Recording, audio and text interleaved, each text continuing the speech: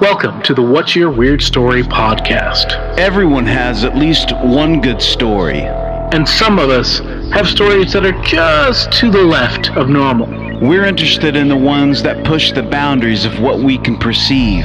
Stories that defy explanations. Stories with an air of mystery. Stories we might not share for fear of being thought of differently. But don't worry, we're all friends here. So, what's your weird story?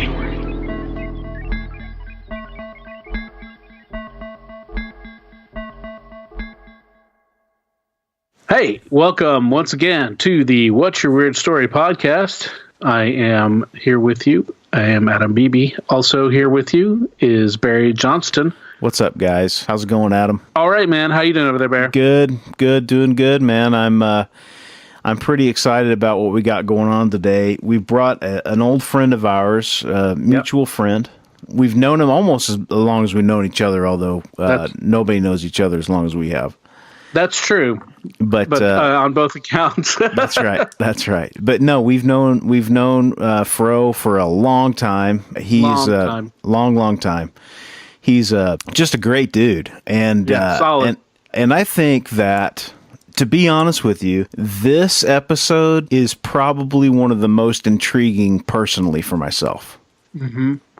This one is certainly insightful as well, for on a personal level. Yeah. Because I know this is where you're leading with that, is that I feel like I know Fro and I understand him a little bit better, from him as a person, that, from just this short conversation that, neither one of us has heard any of these stories. Yeah. Because it's like, the weird thing is about Fro is that as long as I've known him, and I mean this in the best possible way, he's an enigma, He really is. And he's just one of those guys that I always looked up to in a lot of ways with musical taste and creativity. The guy is just like, he was always ahead of the curve when it came to smart. And he's always smart. Yeah. Always smart kid. Super. And, we started our first band together, we're like 12 years old, we started playing guitar. Yeah. Started playing guitars together. And then I moved to drums, and then we started sort of getting serious about it. And his love for music really was contagious. And so we always had a really good friendship, but there's always something deeper about him, and we talked about it in this episode because it's like, he would never talk about this stuff. These weird things that happened to him. It really caught me off guard because I just didn't see it coming. Yeah, it's great. He's a great guy, and he's a great friend, and he's been a great friend of the podcast. He's been supporting us from the get-go, and we finally got him on. And so, Barry, I'm going to let you take charge and lead in on this with our buddy Fro. Awesome. So, Fro, what's your weird story? Hey. Well, you guys know I've lived the wild life and all that, but I thought I'd share some stuff from before when I was little, because it's like it started early. So, like, you give it some backstory here.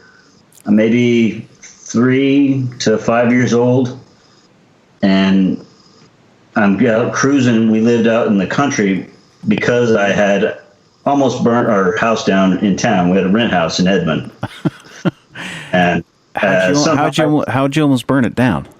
Well, somehow I figured out matches and newspapers or something that was up on the coffee table, because everybody had big ass coffee tables back then. Yes, they did. Yeah, dude. And my dad was in the bedroom doing his thing, and I was out there, and I don't know how I got it figured out. Maybe I got helped with a little nudge from something or whatever, but I lit the newspaper up, blazing fire to the ceiling, and I just bolted out the front door.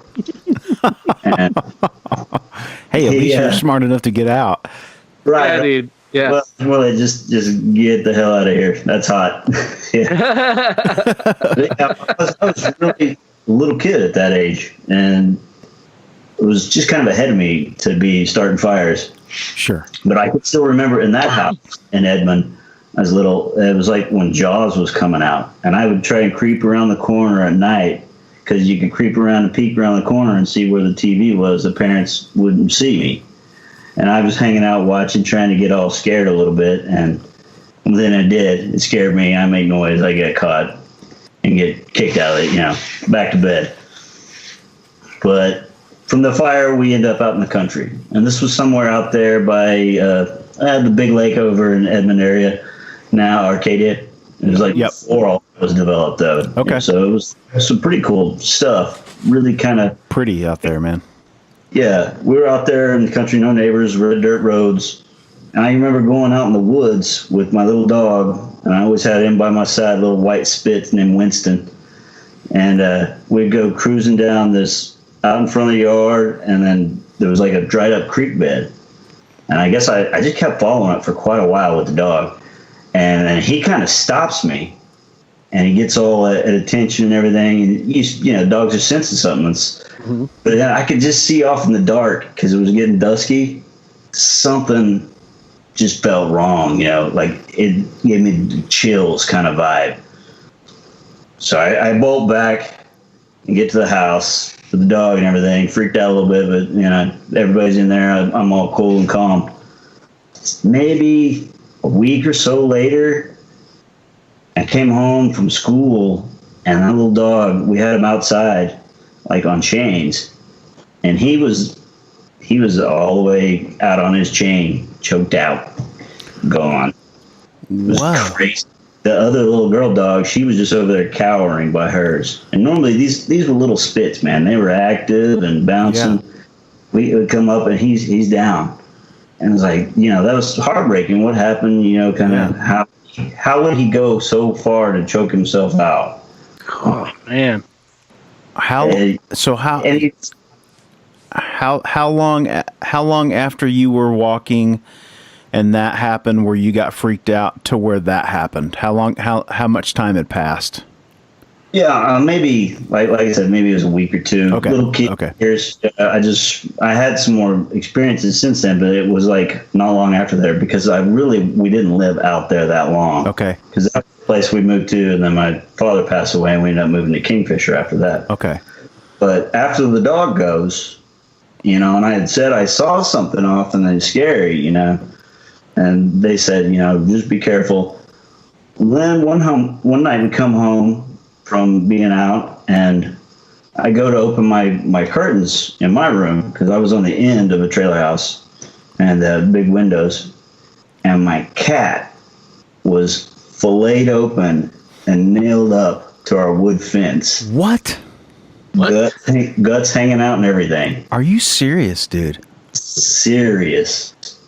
And in those years, it was like, they talk about Satan worshipers and stuff. The satanic panic. That was the thing around then. And that's, that was like the last straw. Like, we're not comfortable here. And then it's a couple weeks later, my dad's killed in an oil field accident. So bam, boom, bam, Really? It was, just creepy. Okay, so let me just say this, because I've known you for, when did we meet, dude? When we were just like what? Just young. Grade, kindergarten, right? Yeah. So we've known each other for a very long time. Yeah. And I knew that your dad died when you were young. Right. I never knew anything about that or anything about what you're talking about right now. This is the first time I've ever heard any of that. Me too. That is crazy, dude. What did you... Like, how long did it take you over your life to sort of put all that to get together, or see something? I'm not saying that it was connected, but I'm just saying the order of things and how that went. I mean, how long did it take you? Over all of my life so far, 10, 20 years later, I still hadn't kind of put all that together. As I've grown accustomed to living in things how they are, it's just kind of, I could see how it was. Right. And that kind of formed how I dealt with things when I moved to a new place, new people. There would be, when I saw or felt like dark edges, things that were worrying me, got a bad vibe, I would skate the other way kind of thing. Right. Yeah. And then that was just how it was as a kid. And I wasn't going to go telling kids that shit. Sure. Because you didn't want to feel like, I'm busy trying to make friends. I was a tiny little scrawny little dude with no athletic talent or anything. Trying to wheel my way into groups and adjust with people. So we just, and back then we saw scary movies and shit. You just you dust it off as that's the heebie-jeebies or something. Right. Make you curl. Right. So what did you? All that goes down, and then we move to Kingfisher, and this is still right before my brother's born. Okay. So my dad passed a couple months before Ethan was actually born, and then get a new baby in the house. But we get the trailer moved to Kingfisher. Grandpa gets us out there in Schaffenburg. Yep. A couple months, kind of country, but not really. It's just down there on the dead end road. Old farm pasture section that we had. I think we had maybe a couple acres. And we get it kind of set up and everything, and I don't feel bad, but after everything that's happened, it just was kind of different and hard to adjust to living there a little bit. But one thing that was strong then was my granddad. He was the man who kept everything glued, but he liked doing things, and he worked that land. We did a huge garden. He got this big tiller, and we're talking, to me, when I was little, it looked like a football field. Yeah. It was probably 40, 50 yards or whatever. Yeah. Okay, so I'm out there with him learning how to garden and stuff different times, learning how to pick weeds and what this is, what plant that is. And that's kind of a normal thing to do when I was hanging with Grandpa. We'd do that, we'd go fishing. One time we're out there gardening, and I'm standing back talking to him, and I'm just looking out over the garden. I'm standing back, and right behind me is like the barbed wire fence in between us and the neighbors. I'm just kind of there behind me. I don't even realize it, but I'm grabbing this thing, and I'm talking to him, I hear him, but I don't really see him. And then he's like, all right, well, let's go. And he starts going away. And I go to follow him, and I stop myself. My hand is like reached back, white knuckling the barbed wire, and blood is just dripping out of my hand. I got like a death grip on this barbed wire, and I don't know why. And as I see that is, I'm telling myself to let go. I see the blood. I start freaking a little. I start crying. And I turn around to yell for my grandpa. And he literally pops up on the other side of the garden. Like the one I was talking to was right in front of me, and then he started to head west towards the edge of the driveway. The one that pops up off his knees on the far end is on the east side. I'd never been talking to my grandpa. Whoa. As I pull that together, I'm like, I could see the guy that I was talking to, but just shadowy darkness. But I could see enough that he had overalls on, and like this, I don't know, not Amish looking hat. I guess Amish, like Ish and Kingpin, right? Right. The little hat, kind of flat rimming. Never saw it, just the back. I saw that pointing out there, and then trying to lead me out to go. And my grandpa never wore overalls, and he always wore like a regular hat. He was on the other end, and I kind of look at him and see him pop up. He's like, what? And I look over the other way, and I don't see anything. And at that point, I'm bloody and start to well up, freak out, and so I go running to Grandpa. I tell him, I was talking to you. I don't know. He's like, boy, I've been right here digging. What are you doing over there? Dude, you're freaking me out, dude. You're freaking me out right now. Yeah, you're freaking me out for sure. Holy shit. Your body, dude. Dude, obviously something you're because you were grabbing onto that and you're hurting yourself so much so that your defense of your own safety was so much that you didn't even notice you were hurting yourself. And as a little kid, you're very sensitive. All pain is like 1,000 times more, and that is just, dude. That is wild. Damn. Yeah, and that's it. The thing I've always noticed about myself is that it is kind of the tale of two tales. The Jim and I I'm either all in or I'm all out, kind of just. But the places where I feel good, I can feel great in. in some places it just feels wrong in there. You know, in that moment, I remember being tense, and then I white knuckle grip, just blood dripping. I had just embedded the barb right into my little thumb. Holy shit! You know, I tried to walk away, and I had to like back it up off the barb and everything. My god! I just always felt in tune to stuff like that. How old were you when this one happened? That would have been in the 5 to 7 range, maybe. Because Beef was still an infant. Jeez. Did you tell your mom that? Did you tell your mom the whole story?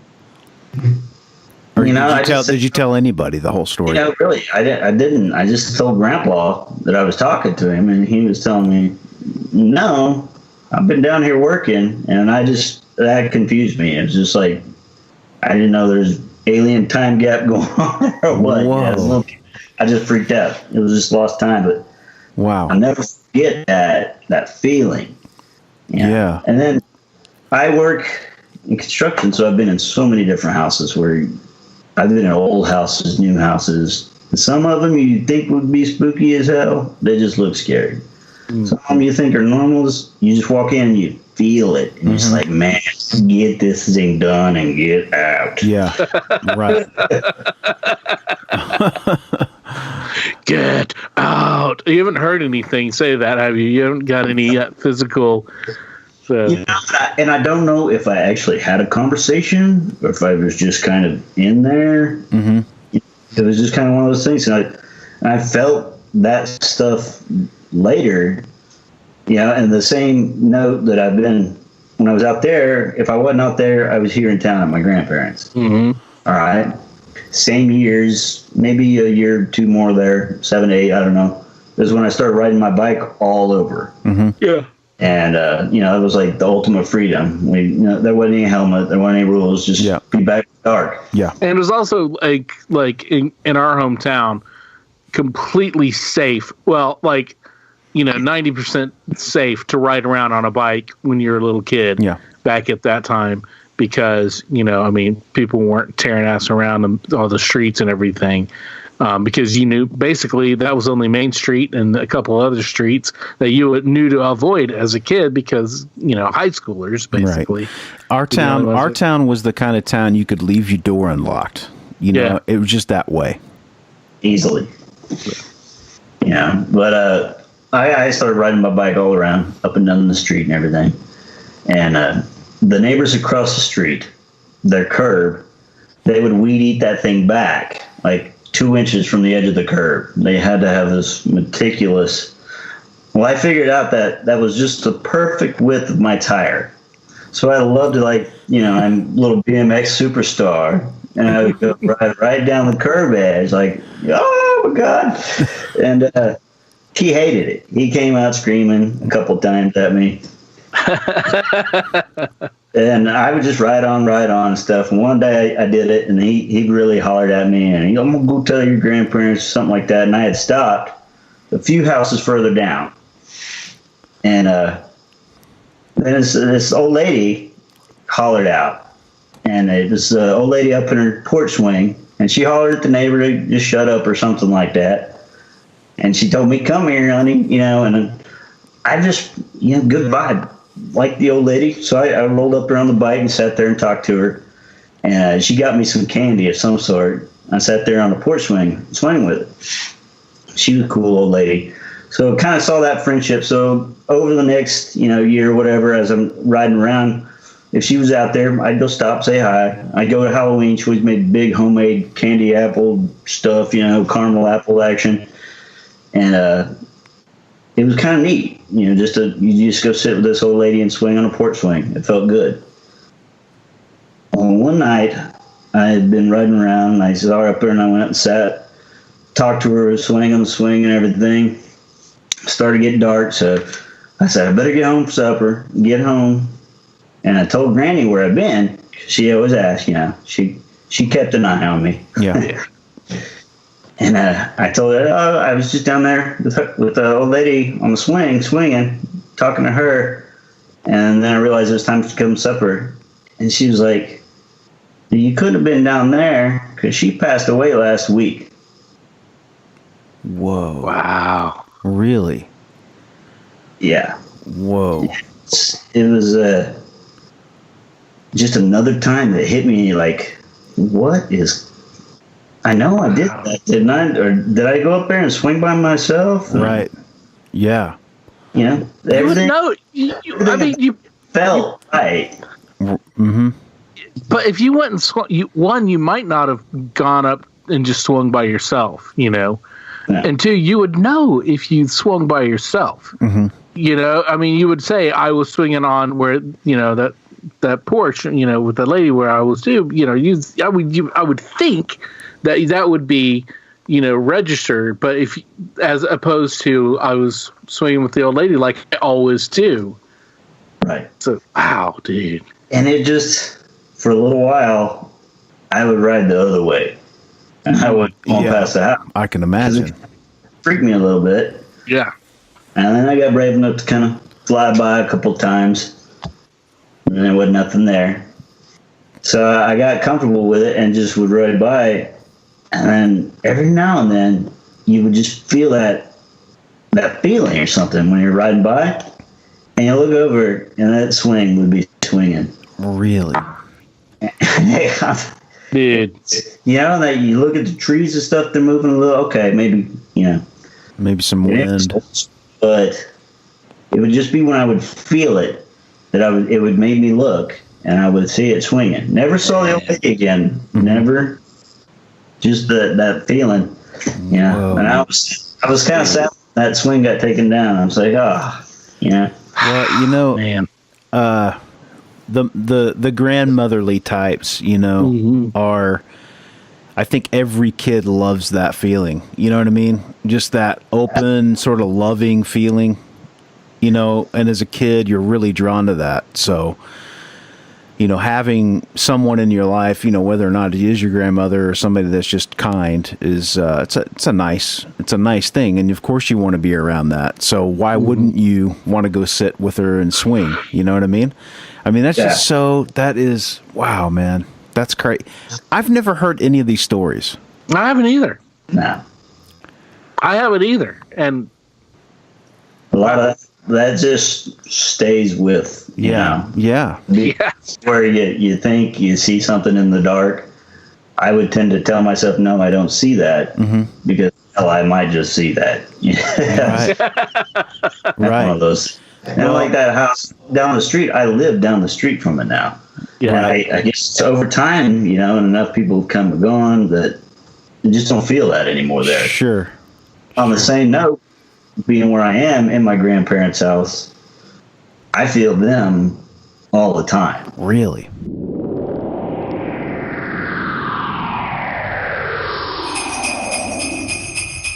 Ho, ho, ho. Ho, ho, ho. I'm still working on the laugh. But you know, it's been my lifelong ambition to be Santa Claus, a real life Santa. You've been talking about that for quite a while. Dude, I've been born with the body. I am designed by nature to be Santa Claus. I've got Beyond, Dad Bod, I've got Santa Bod. So, you guys out there in What's Your Weird Story land, we're coming up on Christmas. Even if you don't celebrate Christmas or any of the other end of the year holidays, we thought it'd be cool to have a themed story episode. If you saw Mommy kissing Santa Claus, if you saw something coming down the chimney, if you experienced a Christmas miracle, any of those things, we would love to hear it. You know, I swear at one time I saw Rudolph's red light. I'm sure. It snows. I swear that, dude. I swear. Absolutely, of course. Yeah, so, you know, if you got that stuff, man, we would love to hear that. And it'll be fun and lighthearted. Or even if it's dark, we want to hear it. And we'll have a special, and that'll be fun. So cool. Awesome. Ho, ho, ho. Yeah.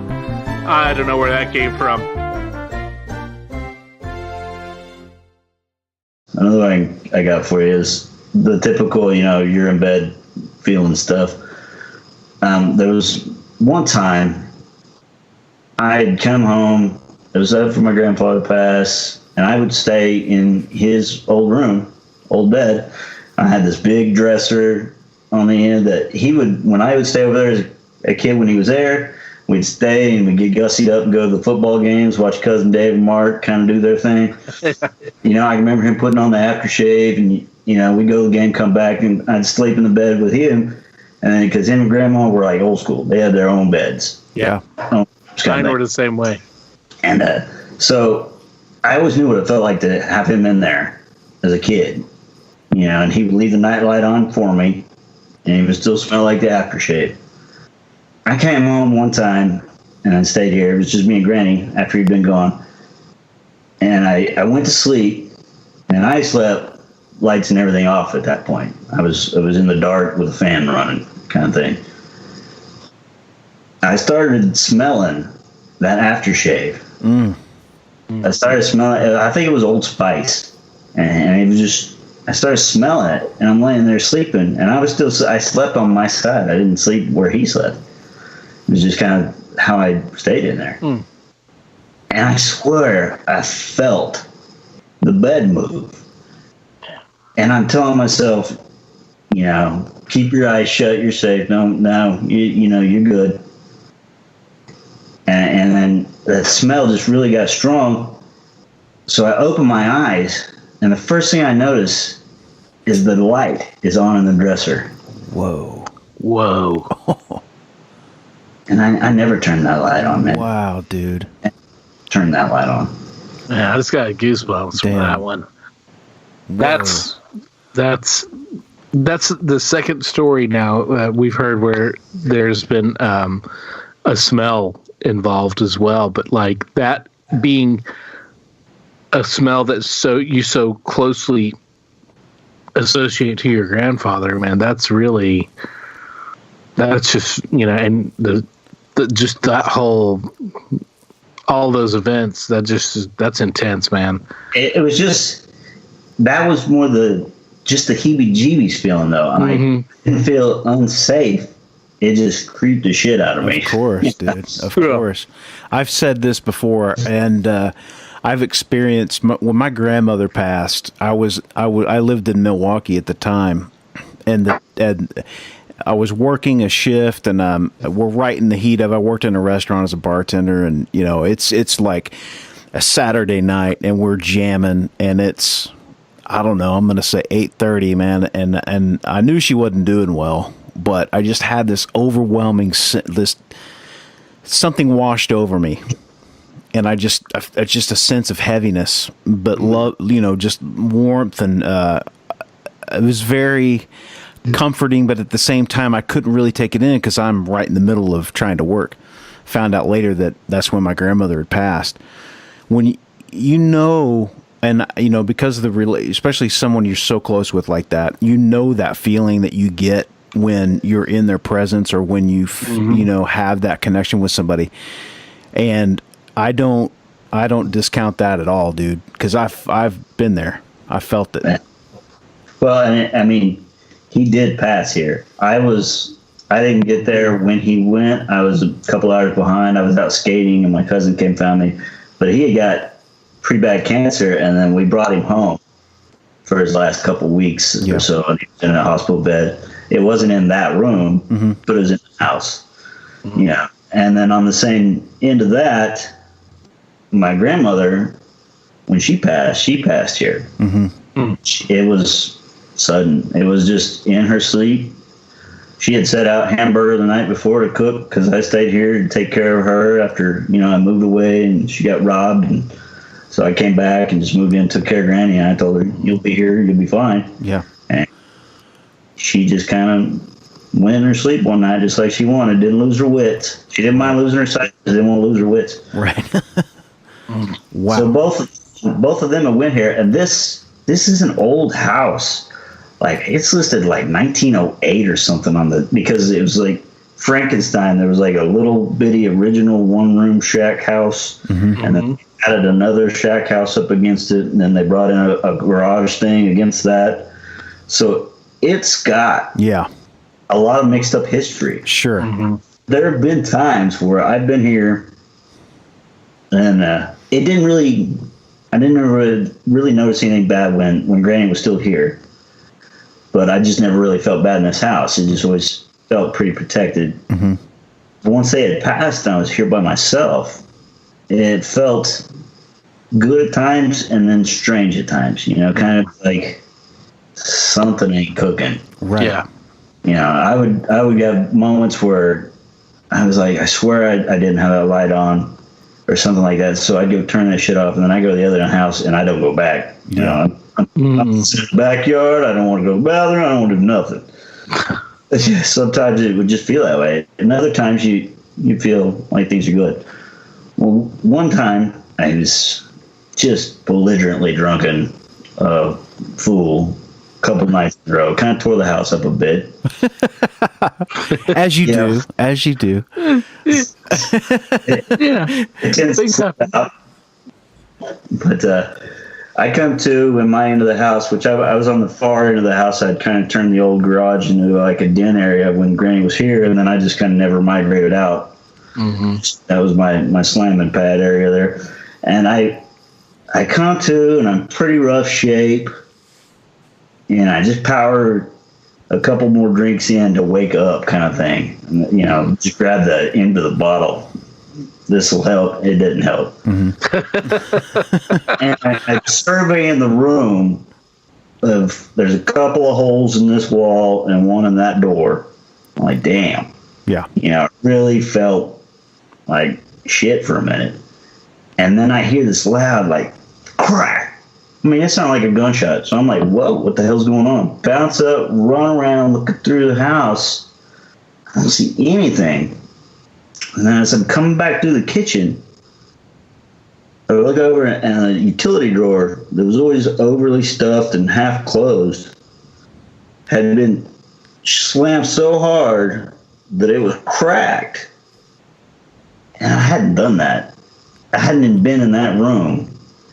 And I called my cousin, and I was telling him about it. He's like, man, I think they're tired of you fucking up their house. Wow. So I kept thinking, had I gone through there that night and slammed that thing shut? Well, maybe, but where the hell did that sound come from? Right. Yeah. It was in the house. And that was one room over. You know, there was a wall between me and that, and it was fucking loud. Yeah. The dog I had, Brandy, she wasn't moving. She looked up at me and was not moving. She just stayed on the couch like, you go deal with it, buddy. Right.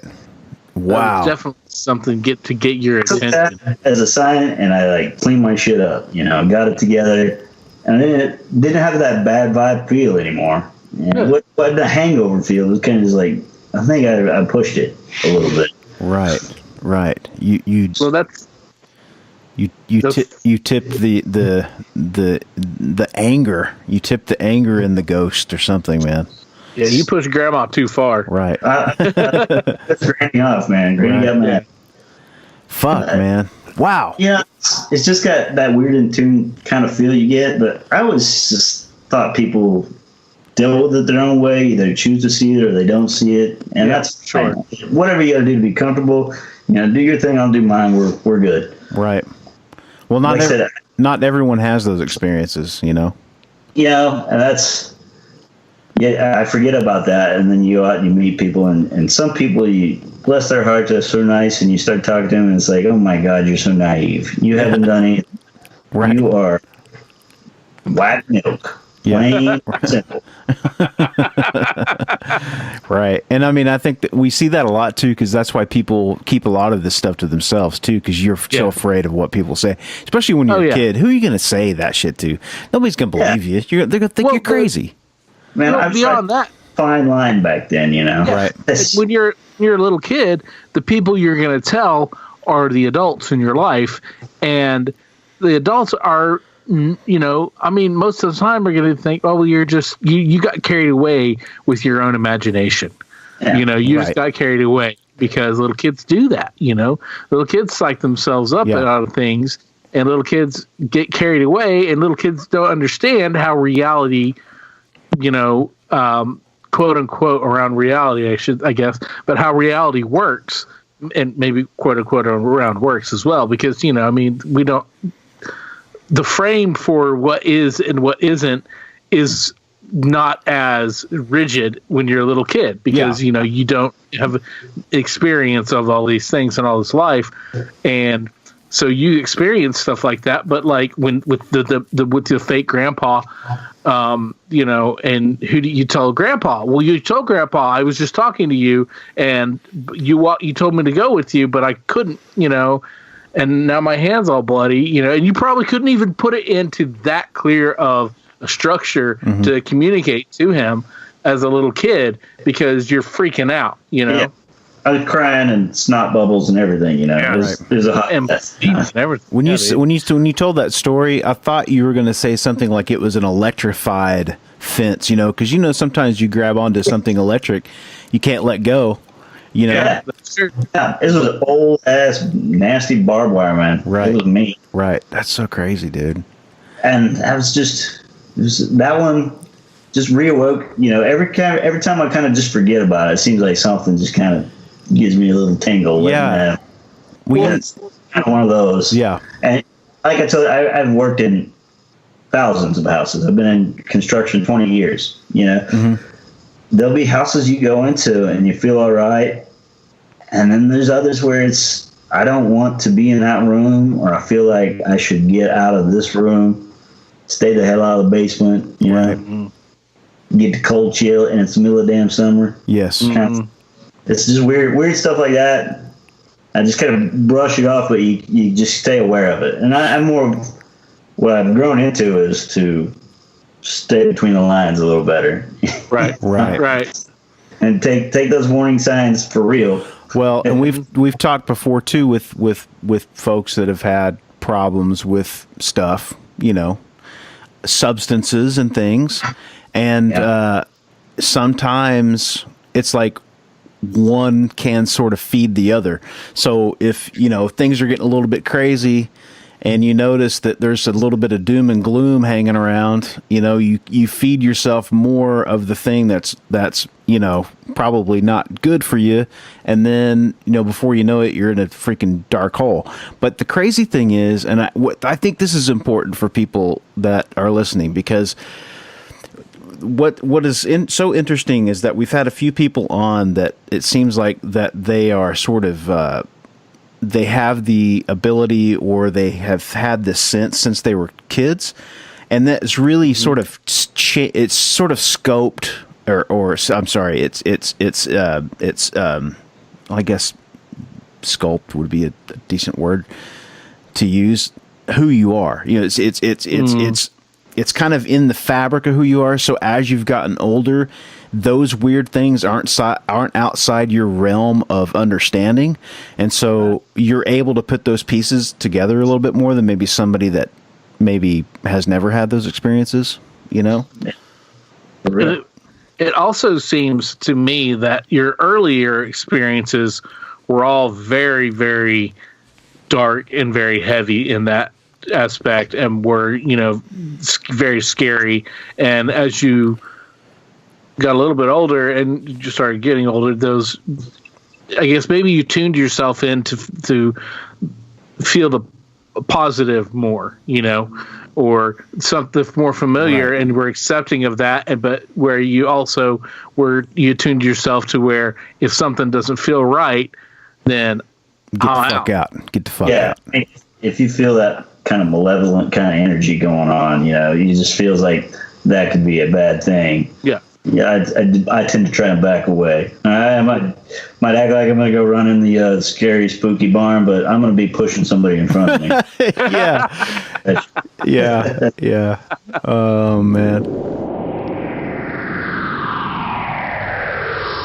Hey guys, don't forget to follow us on all of our social media platforms. We're very 21st century. We're on Instagram at What's Your Weird Story. That's WATSYER Weird Story. We're at Twitter. We're at What's Your Weird. We got a Facebook page. It's the What's Your Weird Story podcast Facebook page. Just remember that our your is your, because we're folksy. And we also have a www.whatsyourweirdstory.com.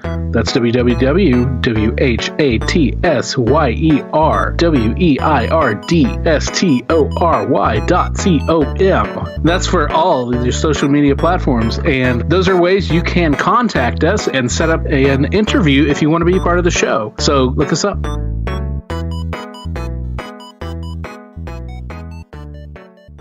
I tell you, there's so many, like, just weird instances. There's one that it was kind of a group thing, and you have to get JR on to tell his version. Mm-hmm. But our Doc Johnson got all the American Legion guys, and they got together to do this big memorial for soldiers and stuff in our cemetery here in Kingfisher. And so we got this big, huge job, and it's like right before, it wasn't Veterans Day. It was one of those days. It was, Memorial Day, something like that. And they really wanted it done. We had last little minute pieces. So we literally were working the night before in the cemetery. A couple old men, they had some coffee out there set up for us and some lights. And we're out there putting these big plaques on this last bit. And we're working, and we watch. There's no cars coming and going kind of deal. It's just these guys, and then they kind of take off, and it's just us out there. And you see some people go walking. I thought, people go walk in the cemetery, ain't no big deal. But we're not like in town where you could just walk up on it and cruise. And we clearly saw them. I thought something. And we just kind of worked around, kept our eye out, and then kind of went towards the back. And then they never came back out. Like, we're up by the front. There's not, the back gate's closed. Yeah. So did you just hop a fence, or it was just one of those things that I don't remember any faces. We just thought maybe some ladies in some dark kind of gear cruising or something, doing the power walk shit. But it was far enough away that you just saw there was somebody walking. Dude. It wasn't walking across anything. It was down the road. So you're thinking it's just a walker. No big deal. And they never came back out. And we're like watching for cars. We're looking for, there's no sidewalks out to that thing.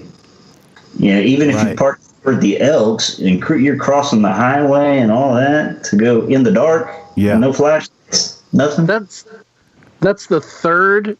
It's like, that's the third story that we've had about the Kingfisher Cemetery. Yeah. oh, And the Kingfisher Cemetery is about a mile or two outside of town. yeah. And it's not like, you can't, you wouldn't walk out there. You wouldn't ride your bike out there.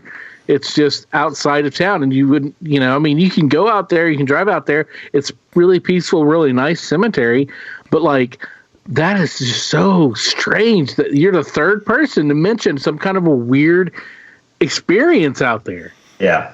The timing of it stuff, you could see somebody going out there to decorate, but we were out there late. I wouldn't say midnight, but maybe something like that. It was fucking dark. It was over. Night was done. People aren't out shooting. Did you see lights? No. And that's, we just kind of like, let's get this thing done. Yeah. Time to get out. So wild. Wow, man.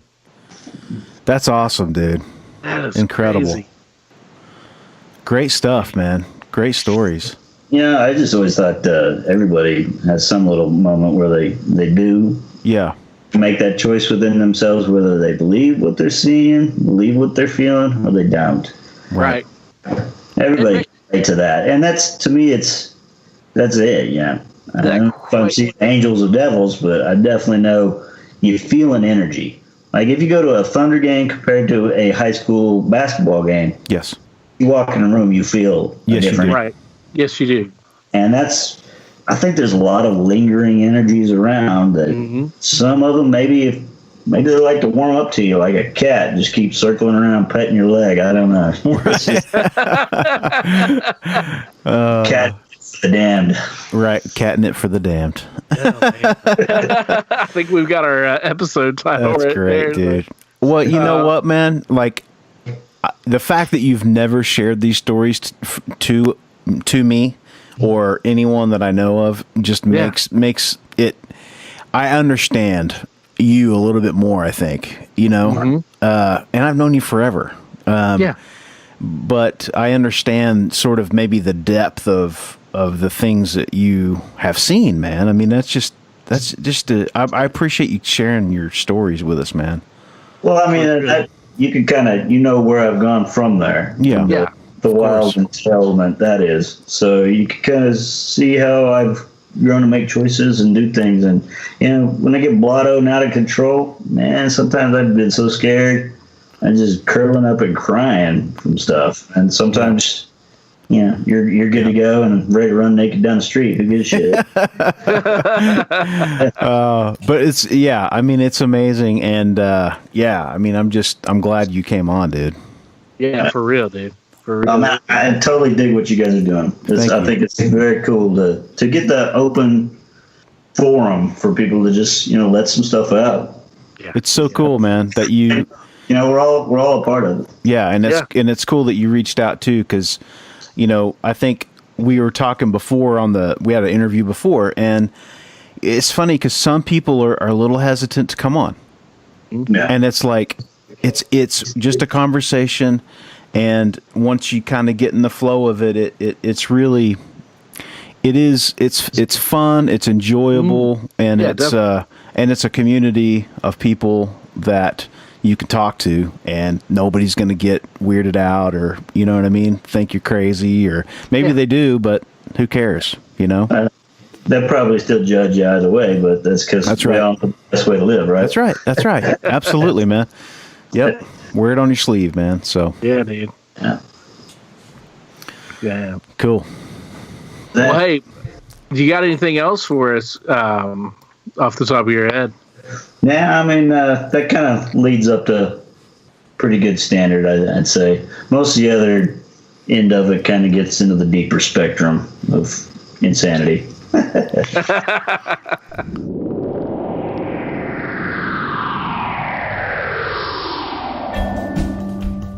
So we want to try an experiment. We want to get stories from you, the listener, for us to read on air. What we're saying is, if you don't feel comfortable being interviewed on air, you can type up your story and send it to us, and we will have it read, and we'll share your story that way. It'll be a cross between us telling your story and our reactions to your story. So what we'll probably do is have a third party read your stories, and we'll react as we typically do. And we want to try this as an experiment. It's an idea that we've come up with. Now, granted, we can't ask you the questions we would normally ask someone who is involved in the story, but we may have our reader just make up stuff. That could be part of the charm. And it's a little silly, but we're going to try it, and it'll be fun.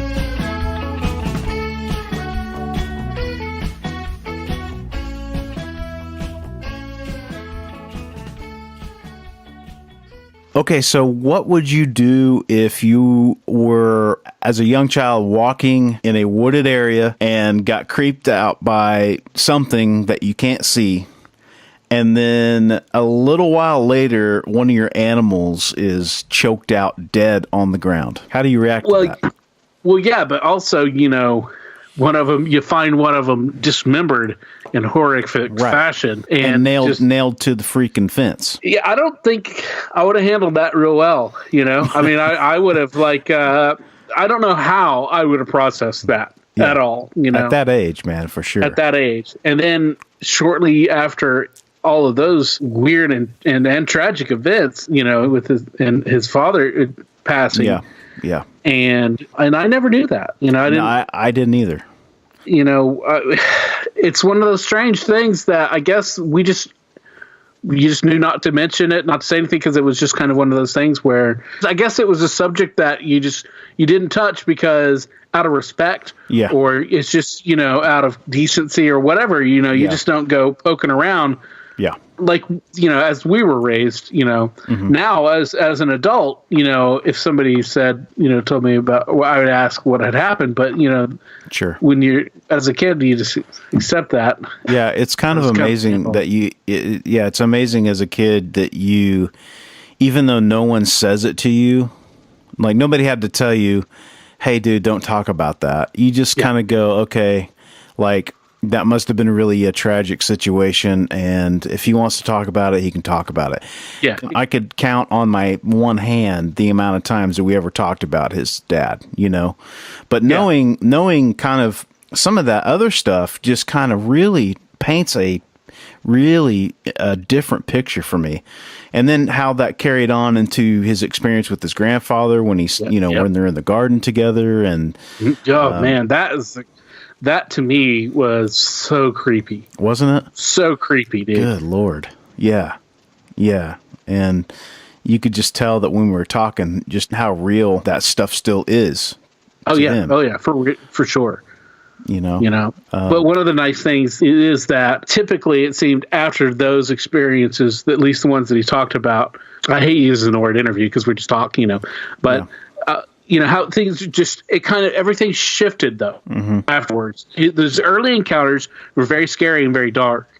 And those were kind of formative because they all happened, a lot of those in quick succession, but also in very tenuous times, Right. and he was young, but then things changed when he was, he was swinging with the old lady and saw her, and then he had the very nurturing and paternal kind of feeling around, when he was living in his house, which is his grandparents' house, is now his house, Right. He was always really close to his grandparents, Yes.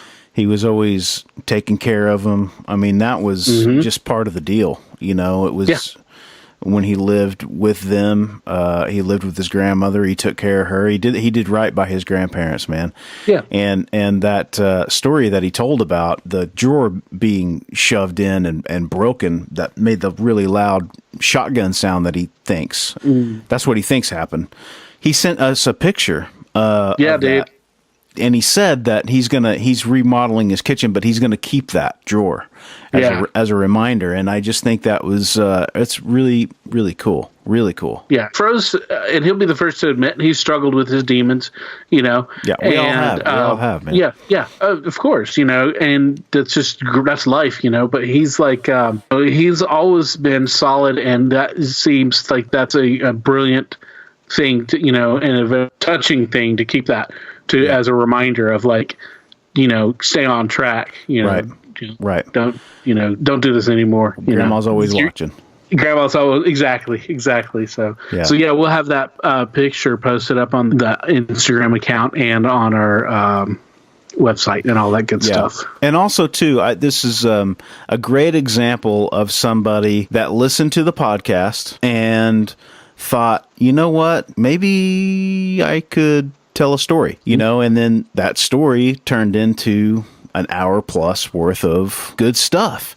And those listeners out there that are listening, thinking about cool stories that they've got, but are a little bit intimidated by getting on the podcast, it's very easy. And this is another example of someone in the same situation, Yeah. Fro, when he first contacted us, he was very much flirting with the idea that he had a story, just a short one. And then all of a sudden, we've got this great episode that he's got of all these really touching, poignant type stories. So even if you think you only have one short story, we want to hear it. We'll put it together with other short stories and we'll make it happen. Don't think you got to come up with 2 hours worth of material here. No, not at all. Not at all. If you got one story, I mean, that's great. That's all you need. Yeah. Early on we had a lot of individual short stories, but now we're getting to where people have, I got this. But, of course, a lot of that even comes from the fact that they're remembering and thinking about the story and remembering all these other weird things that happened to them. And, and even if you didn't have anything weird happen to you, we appreciate your support and listening to us and listening to the stories that are being shared. We got a lot of big plans, and we're real happy with how we've started off this since just August of this year, and we've had a lot of positive response, and everybody's giving us good vibes or whatever, positivity to keep going ahead with this project, and we love it. So we're going to do that for sure. But we need you. We need you guys to share your stories with us. Yeah, and get involved and give us a review. That would be fantastic if you guys would do that. This coming year, I think we're going to come up with maybe a couple more things that we can do for giveaways for folks and get them a little bit more involved. And some just contests. Exactly. Just try to grow it a little bit. And although I got to say, it's been pretty amazing. The word of mouth has been great. And like you said, people have been really encouraged encouraging and kind, and because we're just trying to figure this out too. I mean, we're not pros here. Yeah, yeah. Barry here is an audio engineer, and he knows what he's doing to make us at least sound good. Yeah, but I've said this before. It's all about the guests, man. Because if we don't have, if we don't have quality guests, I mean, you got to have content that is interesting. Yeah. Thank you again to all our past guests, because we've had such a good outpouring of amazing stories. We got great stuff coming up for you guys. This is the week before Christmas. Next week we're going to have it's a good lengthy episode with some good stories, some happy stories, some funny stories, some sad stories. But we got so much stuff coming up. Guys, it's awesome, and we're just having a great time doing it. Yeah, we're blown away every time we do one of these episodes. When we get the guest on, I'm just so thrilled with how things come together, how the stories come across. What part of the fun is too is that even though one of us may know a little bit what's going on, the other one certainly doesn't, and even the person that knows what's going on, you don't know where it's going to go. So there's an exploring that goes on with the conversation, which is fantastic. Very true, and I think that's another aspect. That's the fun of it for us, because we don't know where it's going to go. And so we're kind of right there with you guys listening at home, because we don't know exactly where it's going to go.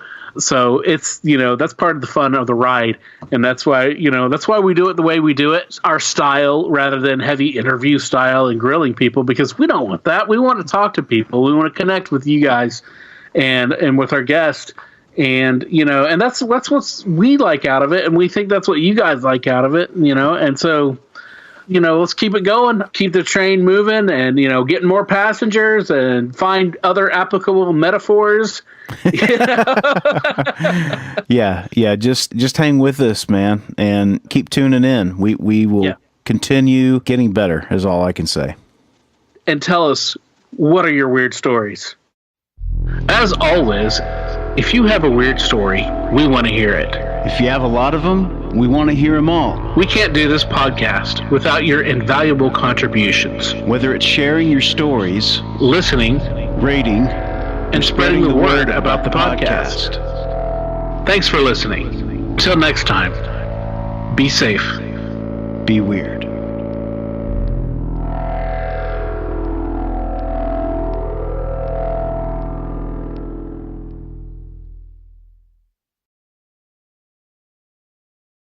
The stories presented on the What's Your Weird Story podcast are, to our knowledge, true experiences that our guests have had. We can't take the time to research all claims made, and besides, it's just not as fun.